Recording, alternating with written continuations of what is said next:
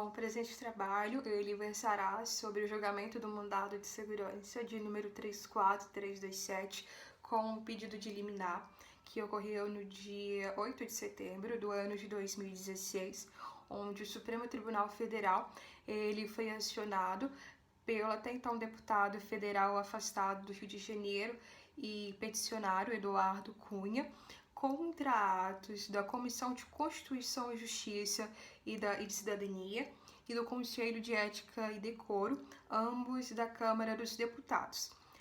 Tal demanda ela teve o intuito de suspender a tramitação da representação que recomendava a cassação do mandato do requerente por quebra de decoro parlamentar, situação essa que tem uma previsão legal no artigo 55 da Constituição da República Federativa do Brasil. Sendo assim, o grupo ele irá explanar sobre tal temática, demonstrando como que ocorreu a tramitação, bem como a posição e o entendimento de seus integrantes sobre esse instrumento normativo que tem o objetivo de afirmar e garantir a supremacia da Carta Magna de 1988.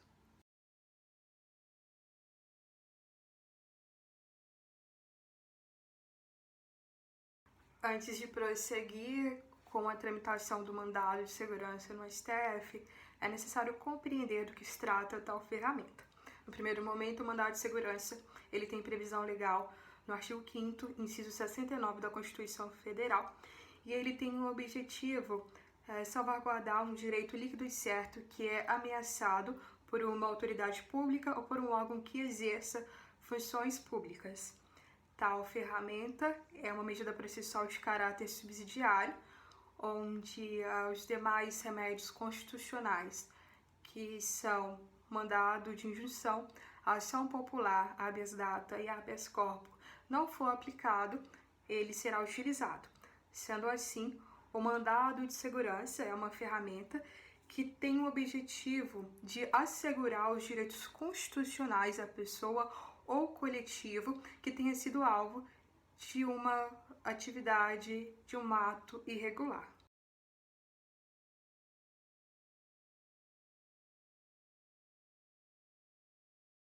Bom, diante da breve conceituação que foi dada sobre o instrumento normativo que será analisado pelo grupo, mandado de segurança, a relatoria ela foi de responsabilidade pelo ministro Luiz Roberto Barroso, onde este apresenta os 5 argumentos que foram levantados pelo impetrante Eduardo Cunha, no qual ele alega que teve um direito violado por esses órgãos que foram brevemente supracitados.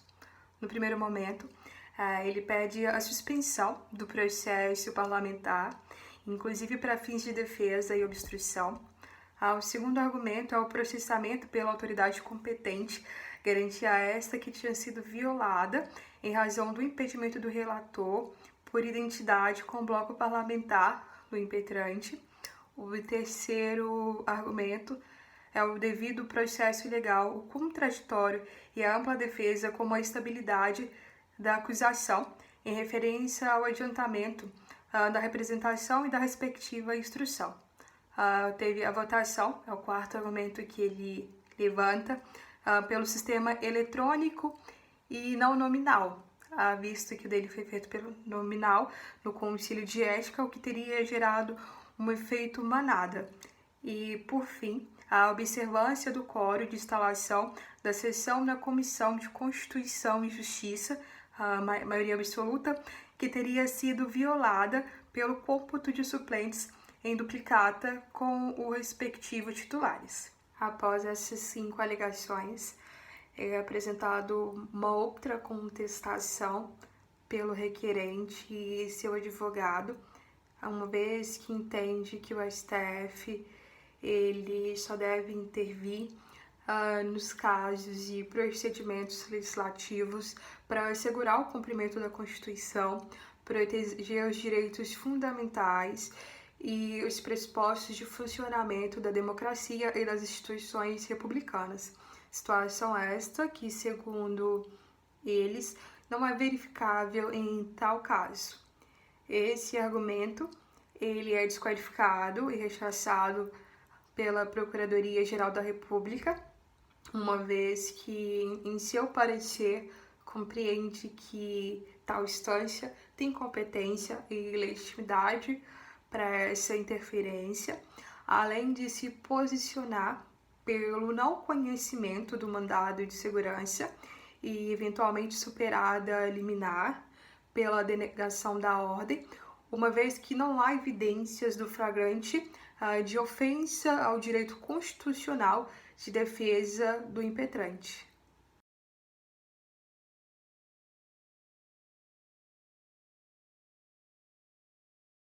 Como muito bem apresentado anteriormente neste vídeo, né, na introdução dele, o ministro Luiz Roberto Barroso, ele foi o relator do mandado de segurança número 34.327 do Distrito Federal, impetrado pelo ex-presidente da Câmara dos Deputados, Eduardo Cunha, cujo intuito era suspender a tramitação de uma representação feita pelo Conselho de Ética e Decoro Parlamentar da Câmara dos Deputados, que recomendava a cassação do mandato de Eduardo Cunha. O voto do ministro Luiz Roberto Barroso foi ao sentido de negar este mandado de segurança impetrado por Eduardo Cunha por motivos que aqui neste vídeo eu elencarei. Inicialmente, o ministro Barroso ele ressalta um parecer da Procuradoria-Geral da República que indica como improcedentes as teses do impetrante. Isso por quê? Porque há a ausência, né, de um direito líquido e certo que é objeto do mandado de segurança. E posteriormente a isso, o ministro Barroso ele informa que uma premissa geral irá basear o seu voto, que é a premissa de que o Supremo Tribunal Federal ele só deve interferir em procedimentos legislativos no caso de assegurar o cumprimento da Constituição, ou seja, resguardar direitos fundamentais, né, ou resguardar o funcionamento das instituições republicanas e democráticas, e não interferir, né, em coisas que ele classifica como miudez, que seria o caso de interferir em processos meramente regimentais das casas legislativas. O primeiro ponto é abordado pelo ministro, né, que ele esmiuça os pedidos do impetrante, devido ao fato do impetrante ele alegar ter direito à suspensão do processo político parlamentar, porque ele não estava mais exercendo o seu mandato de deputado federal, portanto não poderia responder por essa quebra de decoro parlamentar. Entretanto, Barroso não acolhe essa tese. Ele não acolhe essa tese por quê? Porque os fundamentos da representação em apreço, né, a representação, no caso, feita pelo Conselho de Ética e Decoro Parlamentar da Câmara dos Deputados, ela tem como fundamento ações supostamente praticadas pelo impetrante quando ele ainda era deputado federal, ele ainda estava no exercício de seu mandato, né? E sobre o fato dele ainda ser deputado federal, é uma questão que o Barroso traz para derrubar um precedente que ele tentaria alegar, né? Porque, na verdade, apesar de estar com seu mandato suspenso, né, ele ainda continua sendo titular de seu mandato. Diferente do que seria caso o impetrante estivesse, então, com o cargo de ministro, né, ou em alguma outra pasta no Poder Executivo, se ele estivesse, né, em outro poder, o que não é o caso. Ele está apenas com seu mandato suspenso, entretanto, ele continua sendo titular dele. O segundo ponto a ser esmiuçado aqui pelo ministro Barroso é a petição do impetrante, a petição de impedimento do relator no processo legislativo. E em que seria fundamentada essa petição de impedimento do relator no processo, de acordo com o impetrante? Ela seria fundamentada no fato de que o relator desse processo seria, né, era então na época, o deputado Marcos Rogério, que pertencia ao PDT no início de sua legislatura e posteriormente ele migrou para o DEM. O DEM, o partido em questão aqui, ele é um partido que fazia parte do mesmo bloco parlamentar do partido do impetrante, né, Eduardo Cunha, que seria o PMDB. E segundo o artigo 13, inciso 1º, a linha A do Código de Ética e Decoro Parlamentar da Câmara dos Deputados do Brasil, existe um impedimento que não permite que um deputado que pertence ao mesmo bloco parlamentar que um colega seja relator de uma representação no Conselho de Ética e Decoro Parlamentar da Câmara dos Deputados que julgue este outro colega, né? O ministro Barroso, ele inclusive argumenta que, obviamente, essa norma, né, ela existe para evitar favorecimentos indevidos entre os deputados, entre seus pares. Contudo, isso não faz sentido a ser alegado aqui, né? Por quê? Porque o deputado Marcos Rogério de fato pertencia ao PDT e migrou para o Democratas, né, para o Partido Democratas, porém, no momento que foi sorteado a sua relatoria naquele processo, ele não, o partido dele, né, o Partido Democratas e o Partido PMDB, não mais eram um bloco, né, na Câmara dos Deputados. Eles não eram mais um bloco. Então não faz sentido essa alegação. E além disso, além de trazer essa questão sobre os deputados, então, nunca terem pertencido ao mesmo bloco parlamentar, ou seja, não há impedimento baseado neste artigo do Código de Ética, além de alegar isso, o ministro Barroso, ele também traz à tona aqui novamente a premissa geral de seu voto, né? Que eu falei sobre ela no início dessa fala, no início desse vídeo. E qual seria essa premissa geral?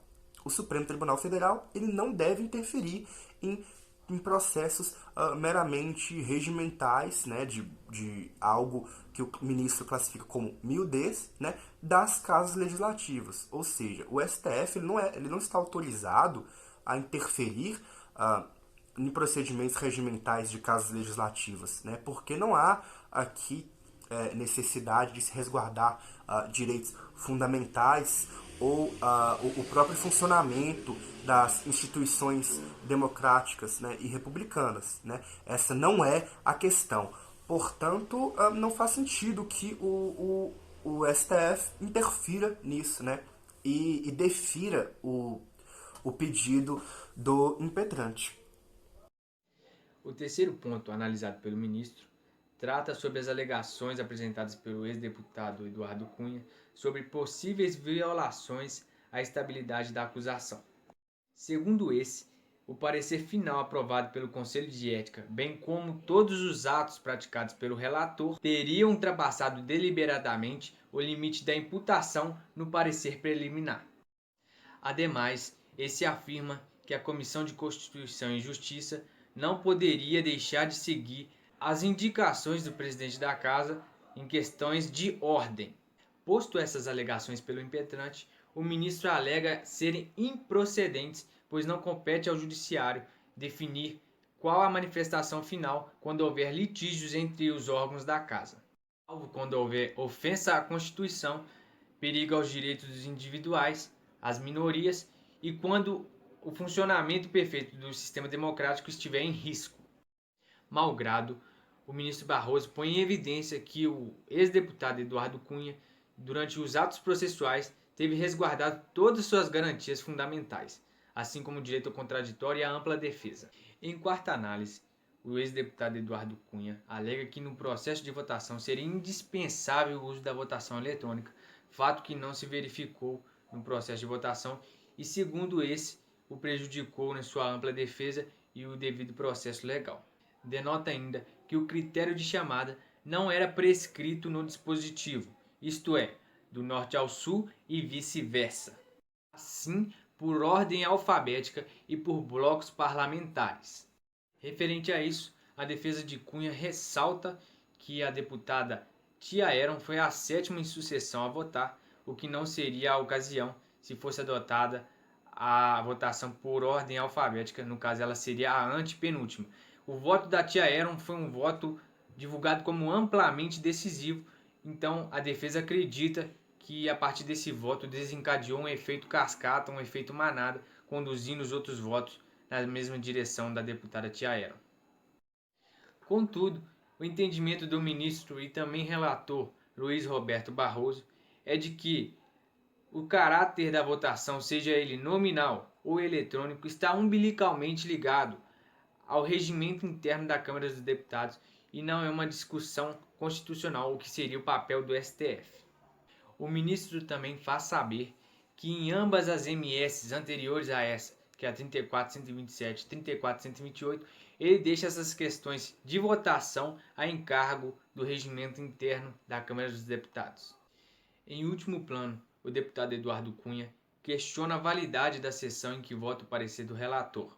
Segundo ele, no início da instauração da sessão, o quórum mínimo que compõe a CCJ não estava presente. Panorama esse que ofende o artigo 47 do texto constitucional e o artigo 50 e 183 do Regimento Interno da Câmara dos Deputados. A Comissão de Constituição e Justiça se manifestou da seguinte forma: os 36 parlamentares presentes no início da reunião foram colhidos pela secretaria da comissão, de modo que todos os titulares que registraram presença eletronicamente foram computados no painel. Já no caso dos suplentes, não há suplente para titulares específicos, como alegou Eduardo Cunha, mas sim para partidos ou blocos. Assim, na ausência de um titular, a secretaria considerou um suplente, em conformidade a disposto no artigo 57, inciso 9, a linha A do Regimento Interno da Câmara dos Deputados. Posto todos esses elementos, o voto do ministro e também relator da MS 34.327 é de denegação da ordem.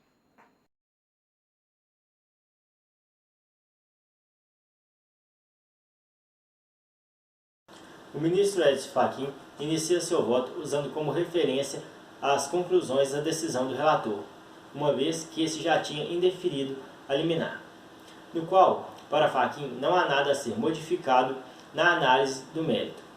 E para fundamentar que compartilha das mesmas ideias do relator, ele cita uma fala do tal: o Supremo Tribunal Federal somente deve intervir em procedimentos legislativos para assegurar o cumprimento da Constituição, proteger direitos fundamentais e resguardar os pressupostos do funcionamento da democracia e das instituições republicanas.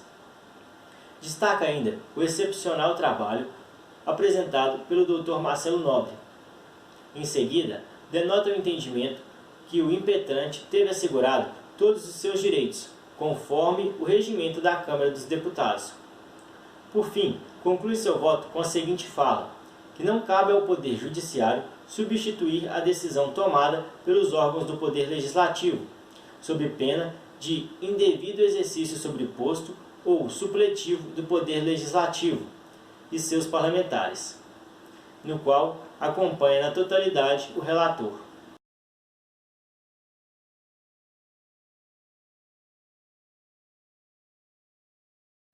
O voto da ministra Rosa Weber consiste simplesmente em apoiar todos os fundamentos apresentados pelo relator, uma vez que esse apresentou inúmeros argumentos consistentes que não deixaram dúvidas da clareza de sua fundamentação, ao indeferir o pedido da liminar. Tais fundamentos foram citados por nossos companheiros Adilson e Wendel em um vídeo anterior.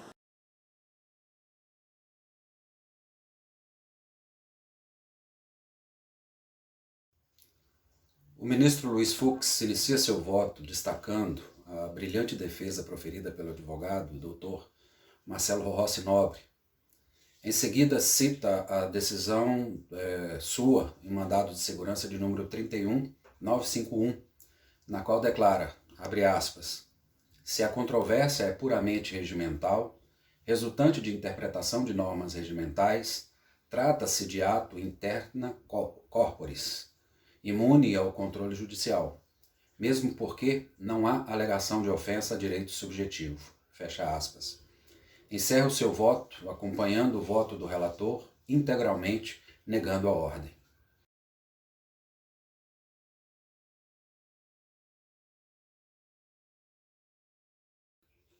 Após destacar a vivacidade da atuação do eminente doutor Marcelo Nobre, o ministro Dias Toffoli se diz impressionado pela sustentação. Entretanto, cita o voto do relator e diz, abre aspas, o eminente relator rebateu com fundamentos, com argumentos, com segurança, todas as insurgências trazidas. Fecha aspas. Com essa fala, encerra seu voto acompanhando a integridade do voto da relatoria.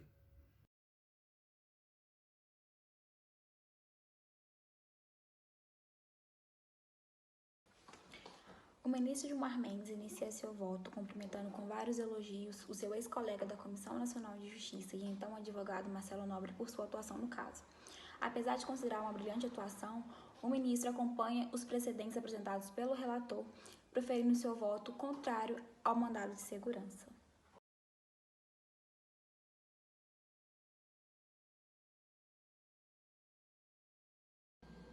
O ministro Marco Aurélio faz 4 análises em seu voto. A primeira é referente à cláusula da Constituição que permite o acesso ao judiciário por meio da ação que busca reparar uma lesão a direito ou ameaça de direito. Para ele, tal cláusula se sobrepõe ao argumento apresentado referente ao tema interno da Casa Legislativa. A segunda análise é referente à cassação de mandato por quebra de decoro. Para ele, não é possível deliberar sobre esse assunto, pois para haver a cassação de mandato, é necessário que o impetrante esteja exercendo a função, o que no caso não ocorre, pois Eduardo Cunha está suspenso de suas atividades devido a uma liminar proferida pelo próprio Supremo. A terceira análise é referente ao quórum. No quórum de instalação, foi apresentado que não houve a proporcionalidade de representação. Para o ministro, tal causa de pedir é considerada procedente. Ao analisar o parágrafo 1º do artigo 58 da Constituição, o ministro entendeu que não há uma confluência entre os sentidos de representação e integração. A quarta e última análise é referente ao relator da comissão. O relator comandou todo o processo, mesmo compondo o mesmo bloco do impetrante. De acordo com o artigo 13 do Código de Ética, tal fato é improcedente. Diante dessas argumentações e reiterando sua preocupação com o fomento da antipatia ou simpatia quanto ao impetrante, o ministro Marco Aurélio proferiu seu voto consentindo ao deferimento da ordem.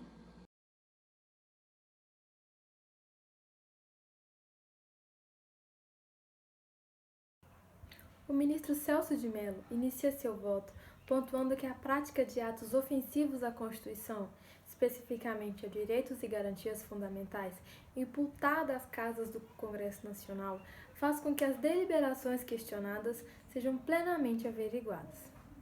Para o ministro, as questões pertinentes ao controle jurisdicional do poder político não estão imunes à ação dos tribunais se violarem garantias fundamentais. Então, dessa forma, toda vez que houver um direito subjetivo ou um princípio constitucional a ser amparado, o litígio deixará de ser político. Outro argumento rechaçado pelo ministro que constava no parecer é se os atos parlamentares estão sujeitos à prática do judicial review. Para o ministro, a prática do judicial review não pode ser considerada um gesto de devida interferência jurisdicional na esfera do poder legislativo, porque a própria Constituição outorgou ao Supremo Tribunal Federal a competência de controle jurisdicional. Prosseguindo, o ministro ressalta ainda que os desvios jurídicos constitucionais praticados pelas casas legislativas não estão imunes à fiscalização da Suprema Corte. Então, dessa forma, não basta o caráter político dos atos parlamentares para extraí-los da esfera de controle jurisdicional. Então, dessa forma, o STF ele deve ser árbitro das relações institucionais entre os poderes da República, para dessa forma propiciar um melhor equilíbrio entre os poderes. Por último, antes de proferir o seu voto no sentido de indeferir o mandado de segurança, o ministro salienta ainda que cabe ao Poder Judiciário, nesse caso o STF, fazer prevalecer a autoridade da Constituição e controlar os atos estatais que transgridam princípios, direitos, garantias e liberdades fundamentais assegurados pela própria Constituição. Então, assim sendo, a intervenção desse órgão em hipótese de suposta lesão a preceitos fundamentais tem sim legitimidade constitucional.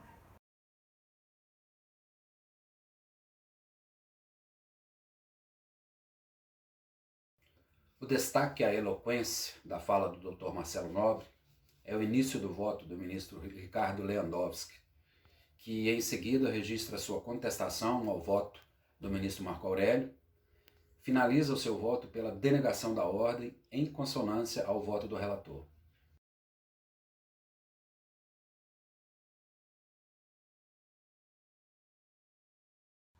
Diante do exposto, o STF julgou improcedente o mandado de segurança, negando o pedido de anulação de processo disciplinar. Ficou vencido o ministro Marco Aurélio.